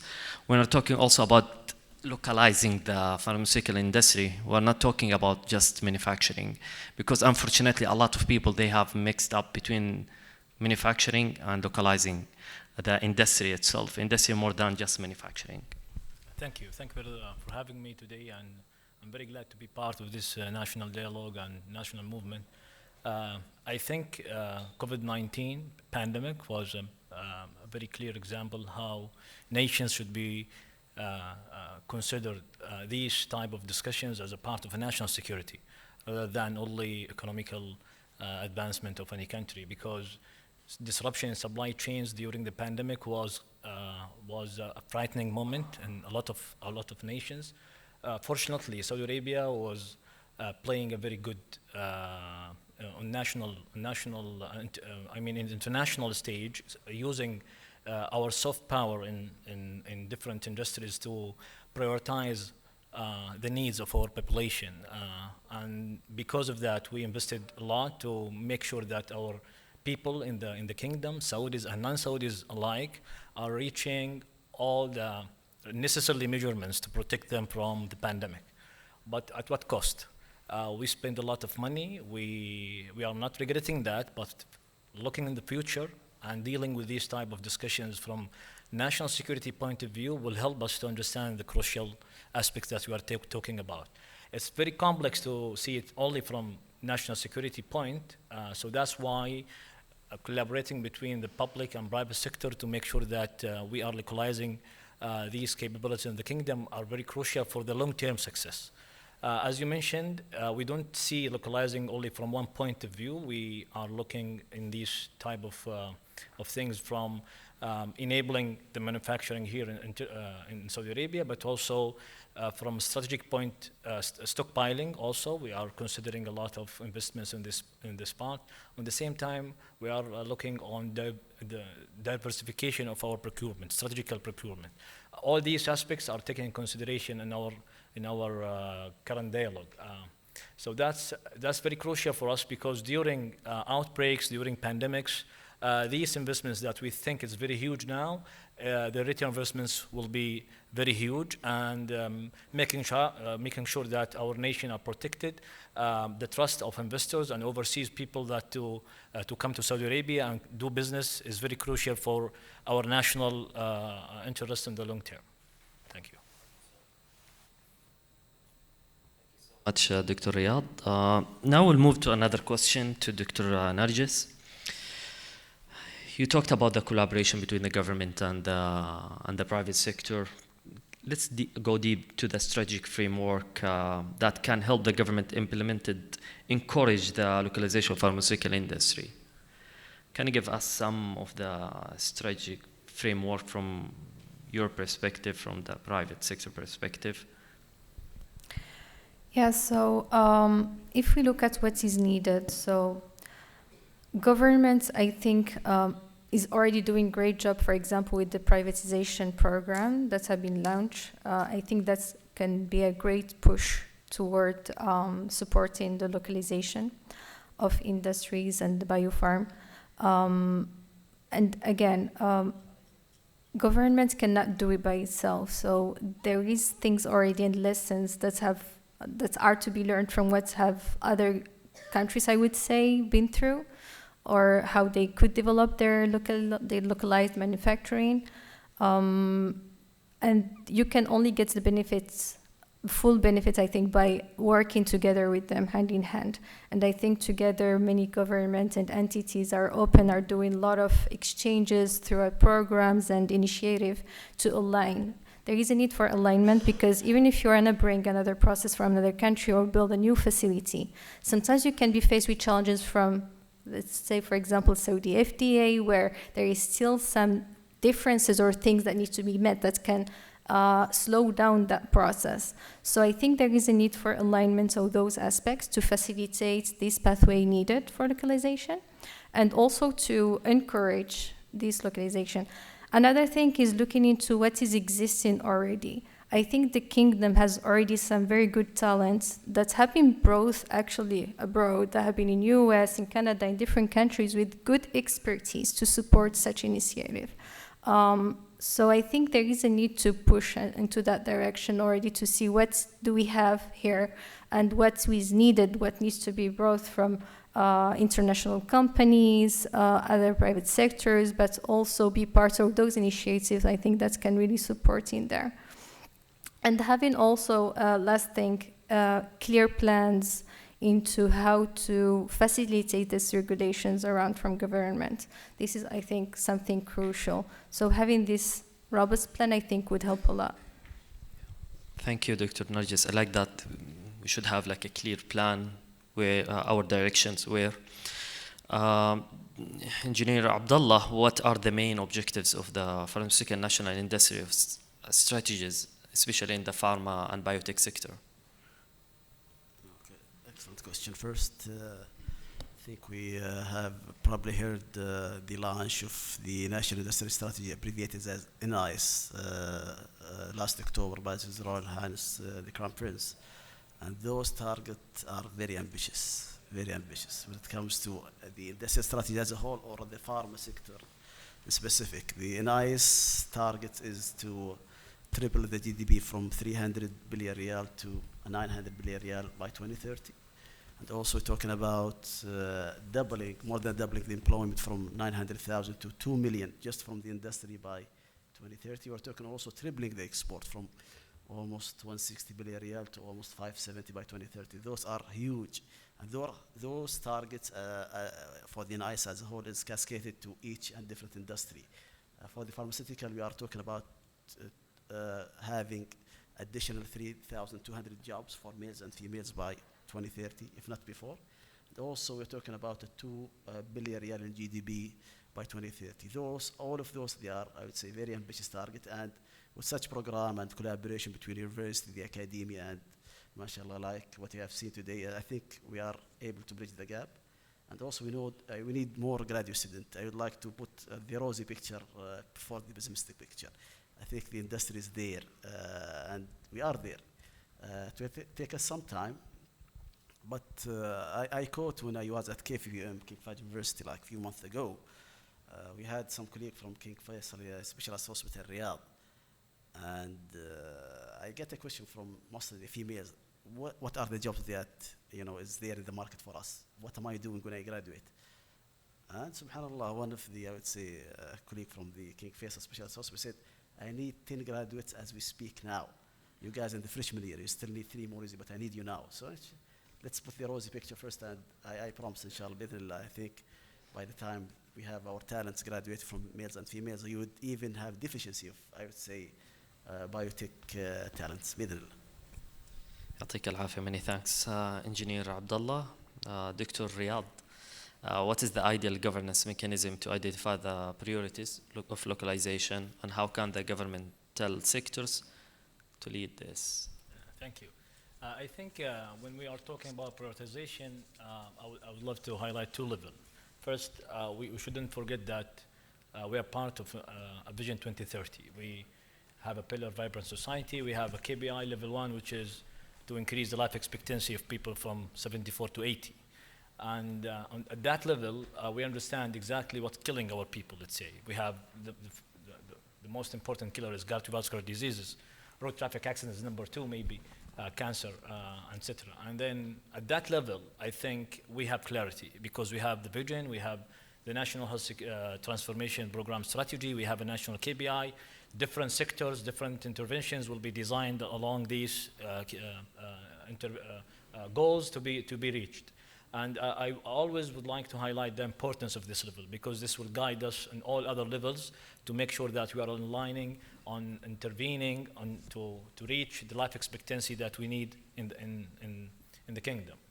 The second level is how biotech can contribute to that. And that's, I think, it's more complex question because you have to take in consideration the technology that is ever evolving and the risk of investing on something that will not come with a profit. And I think the risk that the government should take to enable the localization, even like Dr. Maram said, even if we fail 7 out of 8 clusters, that risk-taking is very important to distinguish from the burden of diseases that we are facing in the country, but shouldn't be totally separated from, because that's maybe not a very good separation.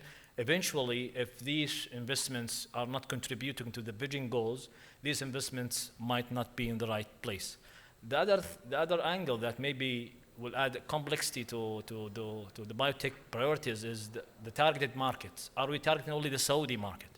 Or are we targeting the region or maybe globally? That will enable the biotech ecosystem to prioritize based on these markets and based on the complexity of these markets and how we can reach outside of the Saudi market.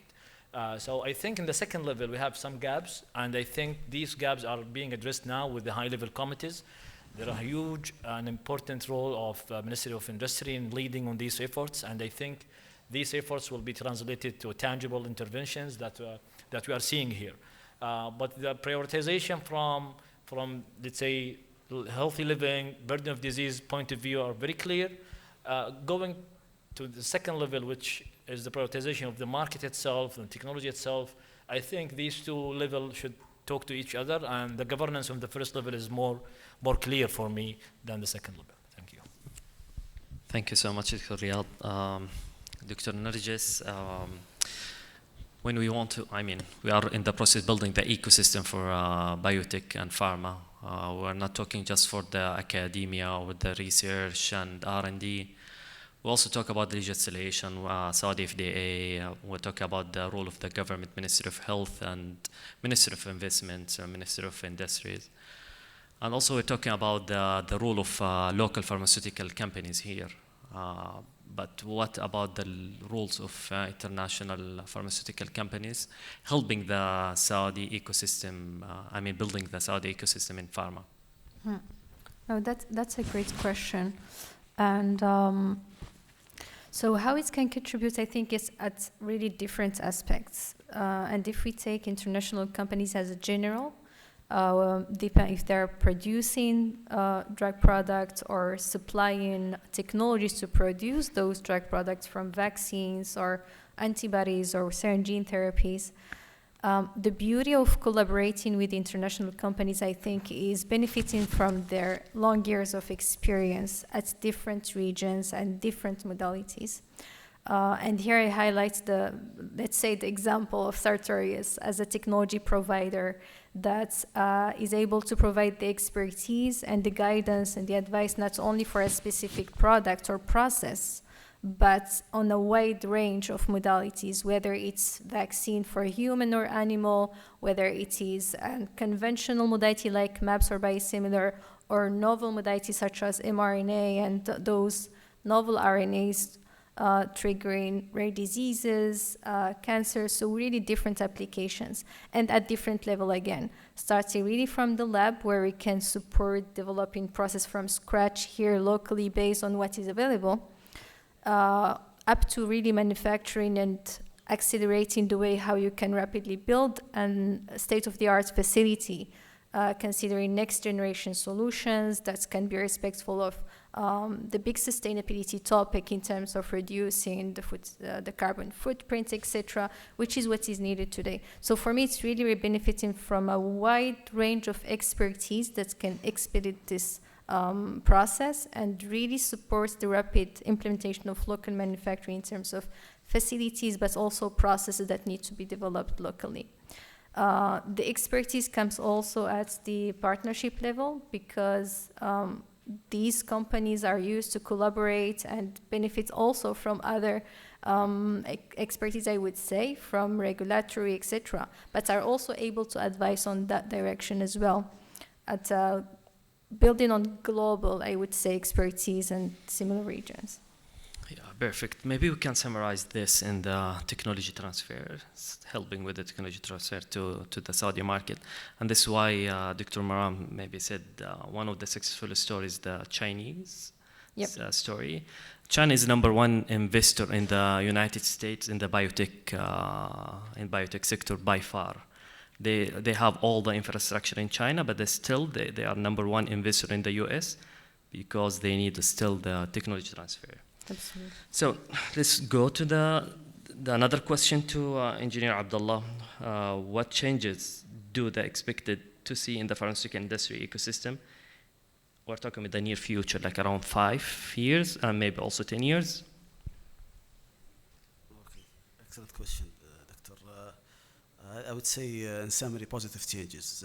When you talk about the Saudi pharma market, we're talking about $8.7 billion. That's the biggest in the Middle East. We're talking about also it weights like 30% of the whole Middle East market combined together. And unfortunately, localization is like around 29% by value and almost 41% by volume. So first change is to have more localization. The average in the Middle East is around 40% by value. So we expect, inshallah, to increase the localization. And by having a biotech is a delicate industry. It's a small volume, but huge value versus what we are having, like more, I would say, a lot of generic companies. That's the first change. Second change is the export. MashaAllah, building the legacy of Saudi Arabia as mega hub for oil and gas, where the export goes to the east and the west of oil and petrochemical through SABIC, Aramco, and also other, I would say, petrochemical industry. So why don't we build on this legacy to have also a sound pharma industry that you can export to the west and to the east? The export stand at almost 5%, and also we are trying to, I would say, increase that number. And also to have more consolidated, I would say, when it comes to investment. Dr. Riyad mentioned an important thing about the ministerial committee chaired by the Minister of Industry and Mineral Resources with, I would say, 8 other entities. So we are expecting to have, I would say, the one-stop shop that whenever you have an investors coming to Saudi, want to invest, I would say, in the pharma and specifically in the biotech, it goes to this certain entity where all the efforts will come together and collaborate together to make the investment journey, inshallah. And then, it's a positive change that, especially for the biotech in general and for the red biotech in specific. Thank you, Dr. Engineer Abdullah. I can tell the huge work you are doing in all the ministries and the governmental sectors and also the private sector. Dr. Riyad, how can the public sector provide the infrastructure for the pharma biotech, like we talk about the labs and experts and etc. Also to utilize this in research and R&D to localize the pharma biotech industry. Thank you. I think the responsibility are on both sides. I think government should understand that they cannot do everything. They should acknowledge that private sector is key to success in any country, and then our goals, our interventions we can, let's say, design them, but when we go to the implementation, usually the private sector should lead. And I like the national industrial strategy when they have this slogan, vibrant industrial ecosystem led by private sector. So I think the acknowledgement should come here. And then I think we should have like a baseline of all the infrastructure that's been built in previous 3 decades. I was surprised today with the presentation of Dr. Anwar. It's a very nice facility. I never, I live in Jeddah maybe 10 years, but I never had the chance to come and visit. So I don't think there is a systematic process that every investor can go and see what are the infrastructure that could be available for them to collaborate. And this is a gap, I think. My colleague here, they said, maybe a one-stop place that can provide this information for the investors is very crucial to succeed. However, I think in the current situation, people should look for partners. Government should look for the private sector. Private sector should go and ask and have a conversation about what are the infrastructure that can be utilized and what are the common goals that can bring the private and government sector to achieve their goals. For example, we are building, we have already established a national biobanking public health authority, and this is a very good opportunity for private sector to come and see what are the means, legal means to collaborate and build on these infrastructure, the public health labs.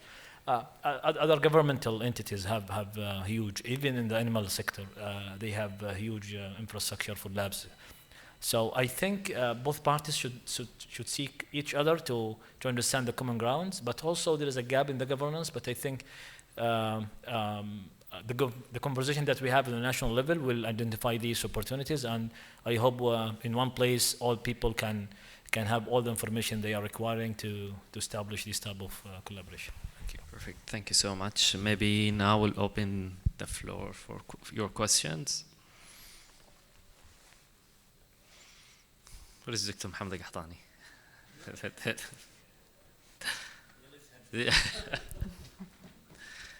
So, yeah. I think in the spirit of collaboration, maybe this is for public health, do you see one day any capability where the private and the public work together, anything from each other labs, laboratory services? Yes, definitely. That's what we exactly mean. I think working together is the only way to achieve our common goal.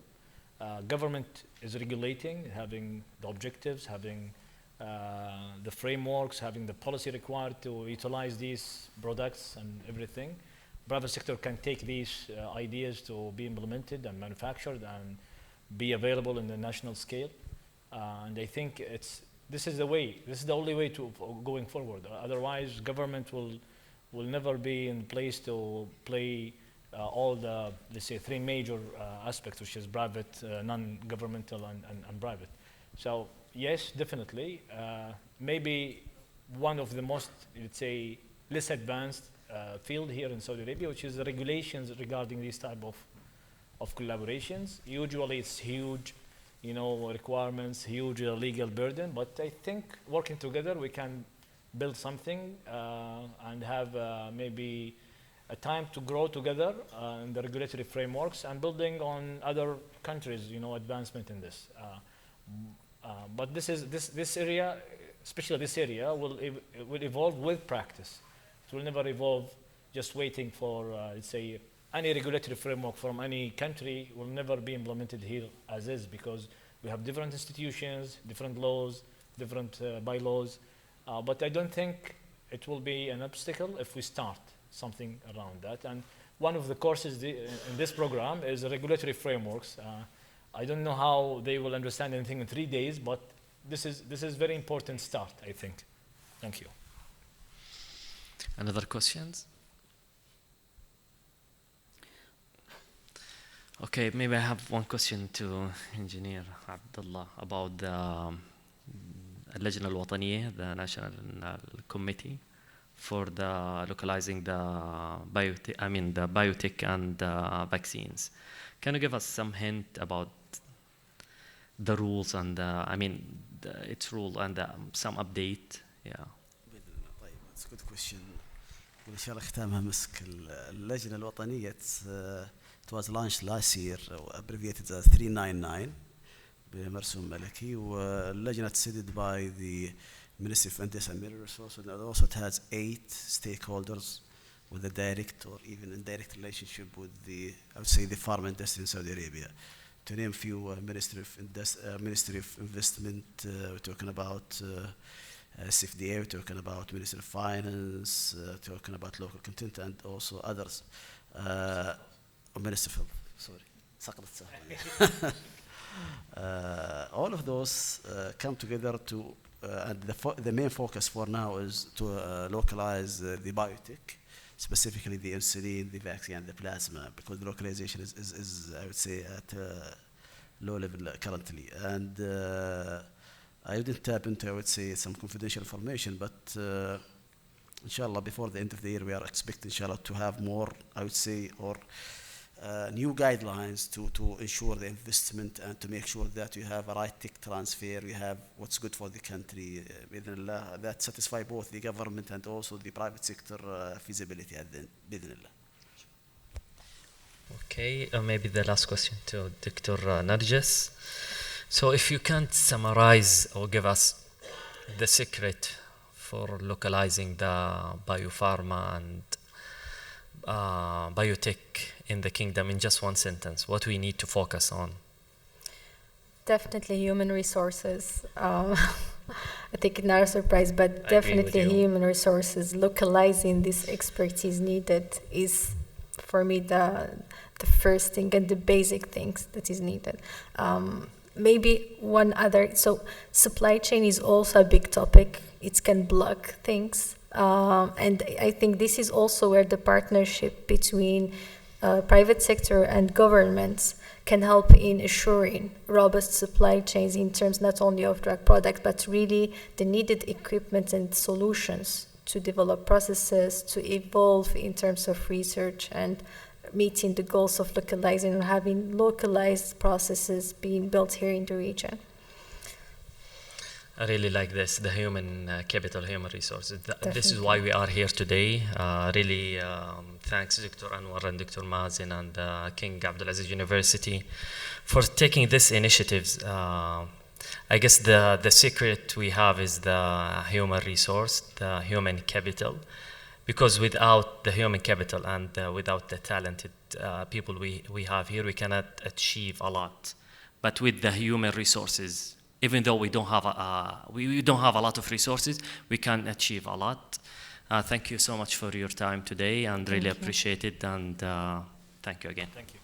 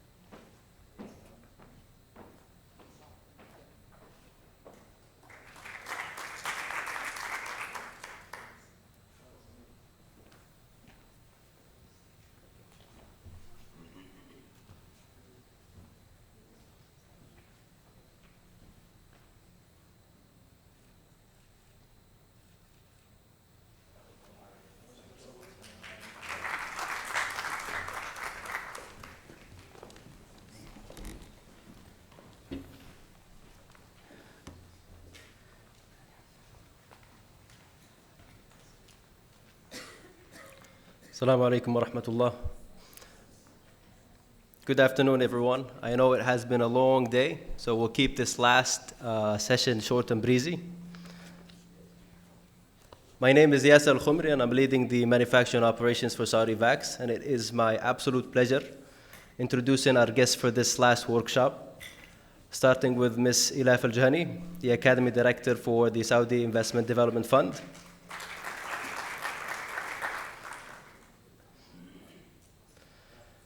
Mr. Peter Ho, the Head of Sales for the EMEA region for Sartorius Group.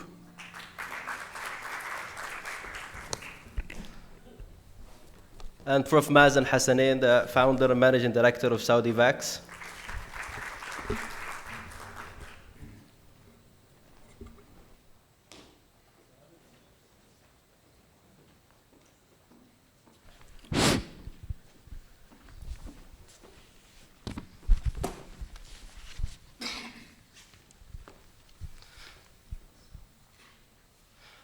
Thank you all for joining us. This last session is about the collaboration between the academia and the industry. This program that we have today was a prime example. It was a fruit of a successful collaboration between the academia and the industry, where King Abdulaziz University has graciously offered its host of services to both Sartorius and Saudi Vax to host this program. And we see the fruit sitting in the back. It's a partial group. The full group couldn't join with us today. So thank you. You are the fruit of this collaboration, and we want to continue this collaboration. So in the session that we have today, we're going to touch upon three main things. One is the collaboration between academia and industry and its role in advancing technology and innovation. The second part is going to be how to promote or create a nourishing environment for collaboration between academia and industry on the country level. And the last aspect is some of the challenges that we may face in creating these collaborations. Thank you for joining us. Again, we will follow suit with the same structure that we have for the previous workshops. I'll ask a few questions to my guests today, and then we'll open the questions to the audience today. Ms. Ilaf, I'd like to start with you. You have a great example within the SIDF, exemplified in the Nukha program and all the institutions that you collaborate with. From your experience, how can this cooperation between your institution and the different industries support advancement in technologies that you see every day? Thank you. First, I would like to thank you for giving me the chance to be part of this esteemed panel discussion. And I would like to congratulate also our graduate today for achieving that great training, practical training. Actually, as you mentioned, in SIDF, we have established this Nukha program. And this was established a long time ago, concentrating mainly on transferring the knowledge of the experts to the local or the human capital within the kingdom. And through the years, we have built this program, we have advanced it, and we have now batches of 45 every year. We're serving SIDF as main target audience, and also we're serving within our ecosystem other entities like the Ministry of Minerals, NIDLIB, المحتوى المحلي, and other institutions as well. So replicating this experience and taking it in collaboration with the other entities, understanding their needs, understanding what is the required skills and competences that will support them to reach up to their objectives. Also aligning with the government entities, especially looking into the strategy and the vision of the kingdom, translating these into plans and objectives, and ensuring that our training programs can support directly in achieving the required solutions and really support and seeing the impact of the training program. So I think this collaboration between the government, as I said, and the private sector, which lead into the direct impact that you can see through our training programs. Thank you, Ms. Ilaf. This second question is to you, Mr. Peter. As an innovative company, what are the benefits of the academic industrial cooperation in developing new innovations from your experience in the field? To make it very clear, thank you for the invitation for today. The academia, this is the backbone for us. We have, since decades, or even the founding of Sartorius, based on an academic collaboration with Floris Sartorius and the University of Göttingen. And this is essential for us, because in two perspectives. On the one hand side, we need also new employees for our organization, which we're recruiting from the academia. And for us, it's also important to bring our products in an early stage into the academia. Because if they're used to work with the processes, with the solutions, so they will take that also out if they find a job. And for us, it's very important to have a very close cooperation with academia, because it's for us also a training aspect. And coming to that, what we discussed in the chapter before, this is so important, the technology transfer. So from academia to process and vice versa. Because also this early development in the university, or these spin-offs of the university academias, we need this, like this connections to them, this interface. This is like a gearbox, and we should not be completely decoupled with the tower of ivory and science, and somewhere the process, what we have. You know, we have to bring that together. We see this so often. If we talk to universities, to the students, when we ask them, you know, easy question. I go to students that, what do you want to do when you make your master thesis? Science or sales? And I said, sales. No, science. And if you talk to the people, so because you know sometimes they can't distinguish between sales. They think they sell commodities or stuff like that. But we are more consultancy. And coming back to that, this is the link to the academia, that we have to bring that together. This is a very, very strong cooperation. And we have to enforce that, especially for countries, and coming back for the first question from that area, you know, to bring life into that, into the strategy, what countries like Saudi Arabia want to do. Because we have to come away, and maybe I'm wrong here, but when I interpreted this question in the very beginning, so they started in 2003, then I said, okay, maybe this was just the intention, but the intention do not substitute a strategy. And this is very important, you know, to be here together, to bring the private sector, the government sector, and also the academia together. We have to work together. If we work all in our own pillars and do not monitor or do not foster the interfaces, so we need even longer to be successful. And what we do not have, all of us, because we are humans, is time. We're running literally out of time. Thank you, Mr. Peter. Last question is to you for this part of the session, Dr. Mazen. Based on this successful experience that we've had with King Abdulaziz and Sartorius, what are some of the effective ways that we could use to enhance collaboration between academia and the private and industry? Thank you very much. I think this was a great day so far, and we've been talking about collaboration for a long, as I think is the most said word today out of the entire meeting. And collaboration, communication is one big pillar, and I thank the MOH Red Biotech for commencing the communication part of the collaboration, because that's one area where you should start. Let's just talk about it, and things will come out. But then, of course, you need to share many things, and I think what just Peter touched upon, we have a culture of dissociating knowledge for knowledge in the science side and knowledge for cash on the industry side.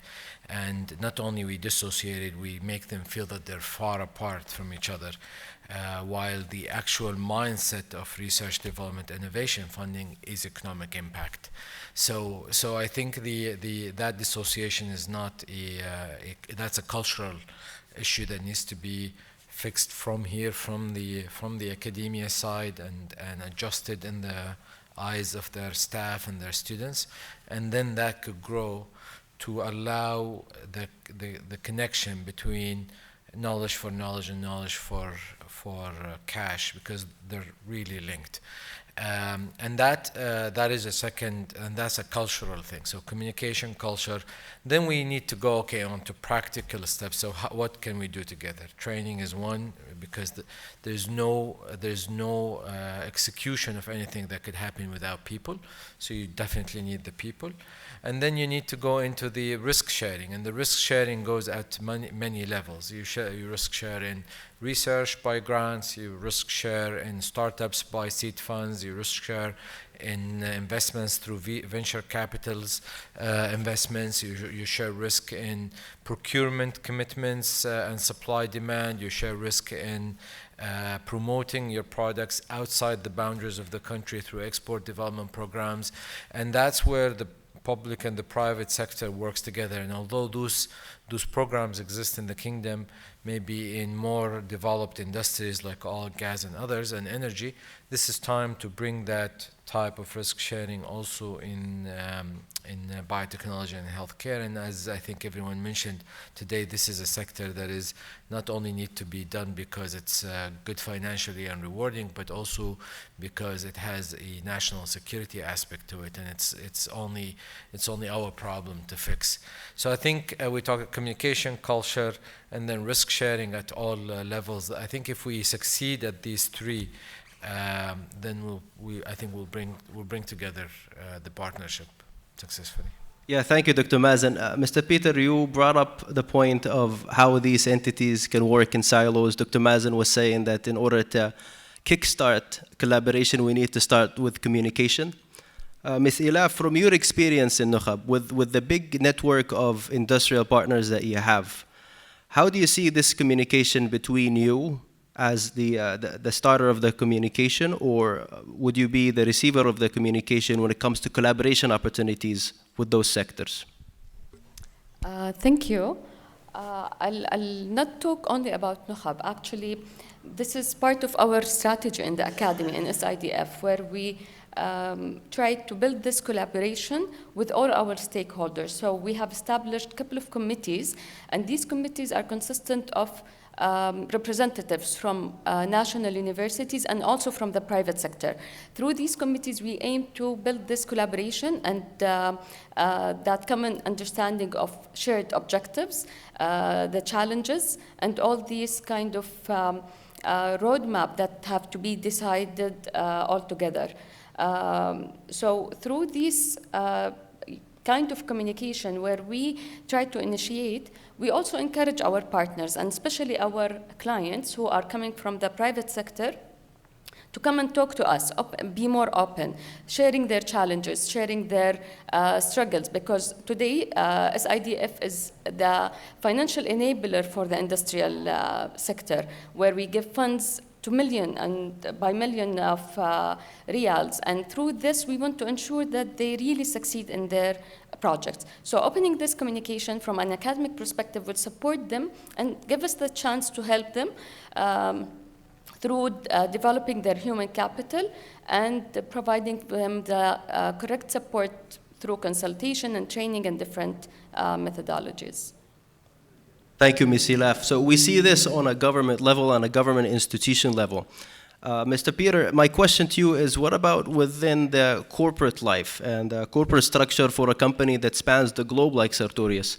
How do you tackle such an issue, collaboration with academic institutions or collaboration with governments in order to achieve a common goal?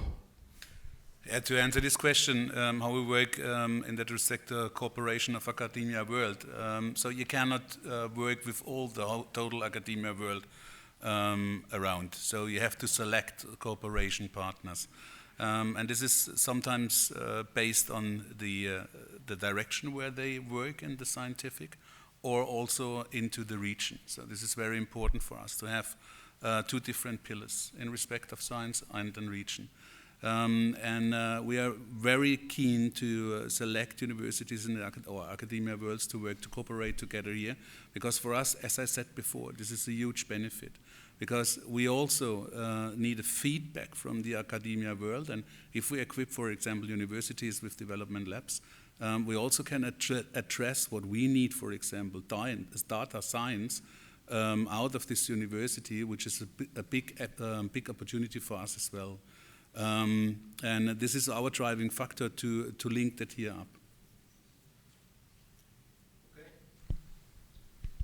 Thank you, Peter. Prof. Mazen, what are some of the challenges that you faced as a founder of a private company in trying to communicate with the government to start a collaboration? I think from and I think this is probably shared experiences by many others. There's the alignment on what needs to happen is usually easy to reach. The problem comes what structure the execution can take place. I think if we sit together not even in an official meeting, in a regular meeting, it's very easy to sit together and find areas of collaboration, whether it's research collaboration, development collaboration, training collaboration, funding collaboration, risk-taking collaboration. So I think it's easy to define two intellectual individuals inside. You will definitely be able to find a collaboration path.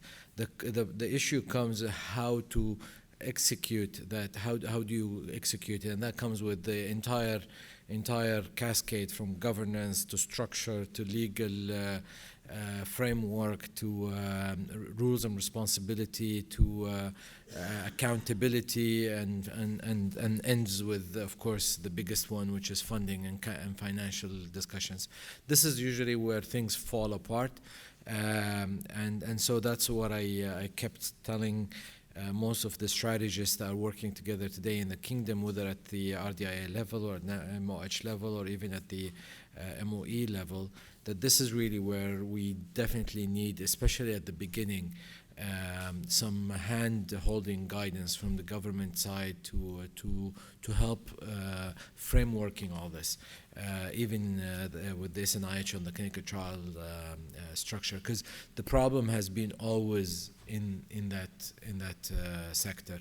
How do you govern it? How do you execute it? How do you put together accountability and responsibility matrix, and how do you manage the cash flow, whether in or out of that collaboration? I think this is where all the issues happen. Thank you, Dr. Mazen. And this is for you still and for Ms. Ilaf. Do you think for us as a country we have reached the level of establishing a proper ecosystem or a framework that would allow and nourish such collaborations? Or do we still need to sit down on one table and discuss what needs to happen and how to execute it? I believe we still need some more effort from both sides, the private and the government. I think setting the framework, as Prof. Mazen mentioned, it's easy to set and agree on things, but when it comes to implementation, to taking actions, sometimes there are some challenges, especially when it comes to governmental entities, legal issues, and strategical kind of approval of things from governance perspective. So I think still, but I can see that it's improving by time. Things are being faster, things are being accomplished in a better pace than before. But I believe still it needs some more effort. Doctor, any insights from your end?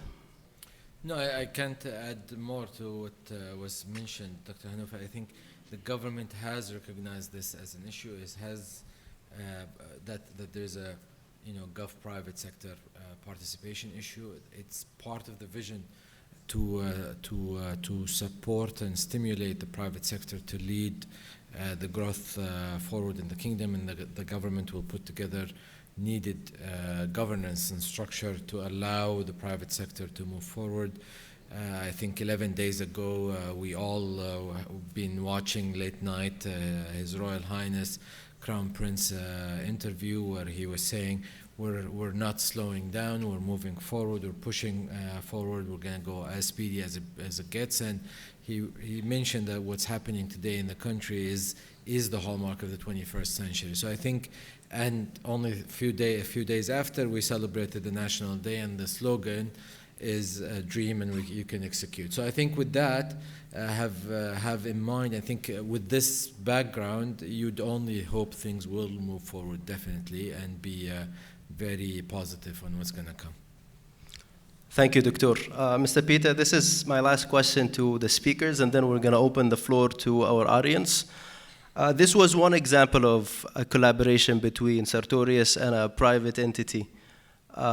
Would you care to share different stories from your experience about successful collaborations between industries and academia, and where that led from an innovation perspective? Yeah, maybe one example where we started as well, but unfortunately on the political situation we had to stop that. But we had a very successful collaboration with two universities in Russia. And we also want to establish their training center, because one thing is very important. And you cannot compare this situation, or Russia, the biotech world, with Saudi Arabia. But 15 years ago, it was also an emerging biotech market. And we have seen what could be done if the government is behind that and push that. And this was a very successful cooperation, and was also very important for us to train the people, the scientists in Russia, because they had the same gap as today here. So they had a lot of scientists, but there was a gap in between science and manufacturing. And we made a lot of effort to train in several universities young academicians and develop them to step into process development or final processes as well. And as a result of that, the plan was to create a training and a process development lab in Moscow, and as well further step down, if there is the business case, also a kind of assembly facility there. And as a result, before the 24th of February, we created several biotech facilities, big scale, which means cultivation volume of 1,000 liter, single use. You know, this was an absolutely success model. We have also other success models in Germany, which is a little bit different. This is more education to bring our products, our technologies, services as a brand model into the universities. And again, this is a give and take, you know. This is our own interest to support our customers and the scientific world with our knowledge. You have to understand we have 16,000 employees. For sure, not each and every employee is a scientist, but we have a collective knowledge. And our intention is to share that, to make this accessible, because we do not want to work like autists, you know, and sit there and say, oh, we know everything, you know. We want to share that with our partner, to empower them, to come to the next level. And because our products, what we have, are good as all the others, okay? What is exceptional with us, that we open everything to share our knowledge, our experience, and be a partner. Because if you grow as a partner, we will grow also. And the important thing is, you know, it's not done to sell equipment and service or whatever if you can't use it. So you will not get an excellent product out of that, whatever it is, okay? So this is our interest, to be a partner there, that you have excellent products in the end of the day. Because, as I said, if you are successful, we are successful. And it starts in education. It starts at the university. And sometimes we challenge people in the university when we talk about in what area you're working there, or you make development, research and development. And then sometimes we have a short question. So, did you ever thought about how do you materialize that? Some of the students would say, ah, yeah, I have an idea behind it. 10 years ago, they said, no, it was only for science. And this is what Marcin said. We have to bring that together, you know. It must be, in the end of the day, science must be tangible. And there has to come something out, because what is the benefit if you have 65 patents in your university and none of these patents is scalable? None of these patents you can materialize. This is worth nothing, no value. But we want to be a partner to create this value, to leverage that. And also, really, this is a unique chance for us as well. After the pandemic, when it really occurs that you know, countries want to be mature, independent, in respect of biotech. And biotech, it's not any longer in an ivory tower. You know, it's accessible for each and everybody. And we want to be a partner to materialize that. Thank you, Peter. I'd like to open the floor to our audience today. Any questions to my speakers today about this topic? Or any other topic?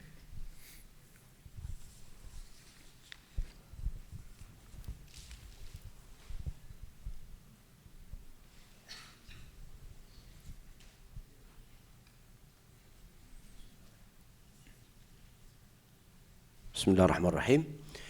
My question for Prof. Mazen. I think you are a good example for a fighter who start to be a startup company in a very specialized field. Just give me a percentage of success for your path. Dealing with the government, dealing with the private, dealing with this new environment. How much percentage you think you go through, and how much do you need to continue as a time frame? I think first of all, I think if you want to be in this business, my first advice is you need to be absolutely committed and stubborn and never giving up, because it's so easy to let go. I remember when I came back from my scholarship and I met the Dean of College of Medicine in King Salman University, and I had a whole program to set up a liver research program. And he said, oh, sure, easy. You go to the president, you present it, and he's going to sign it. So I tried to make an appointment, and I failed to make an appointment. And I went back to him, I said, this is painful. I can't even make an appointment. Forget even to present it. So he told me the same thing. In this country, if you're going to give up early, don't even bother. So I think that was a good learning. So for number one is you cannot let it go with the first negative outcome. I think a negative outcome is a positive outcome if you spin it right. And so if you want to count the negative percentage as a positive, then things will look better. And that's how I think that should be the attitude. Now, in terms of how much I've achieved from what I'm dreaming, I'm probably around in the 20-30% range. Inshallah, more to come. But this is like Starbucks coffee shops. Starbucks succeeded because there was Dr. Kef and others already in town, and people learned how to go and order a coffee shop. So in order for us to succeed and reach the 100, we need few others to succeed also and make it to the 100. So my word of wisdom here, because people think, oh, we're not excited to see other biotechs. No, we're very excited to see other biotechs, because then there will be 10 people trying to dig the hole instead of one group only. We're trying to be a Dr. Kevin. Maybe one comment from my side to the topic. You have really to understand that biotech is not a sprint, okay? This is really a marathon, because 50% of the candidates fail in phase 3. You really have to consider that. You should compare right things together and not say, okay, this is biotech. I compared it, for example, with car manufacturer, stuff like that. This is another cup of tea, very important. Marathon it is. Yeah, thank you, Peter.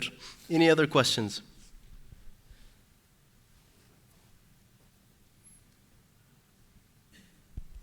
All right. I think everyone wants just to go home. Okay. Thank you so much for your time today. Thank you, my speakers, for being with us today and for answering all the questions graciously. I will leave this with Dr. Anwar to give a closing remark.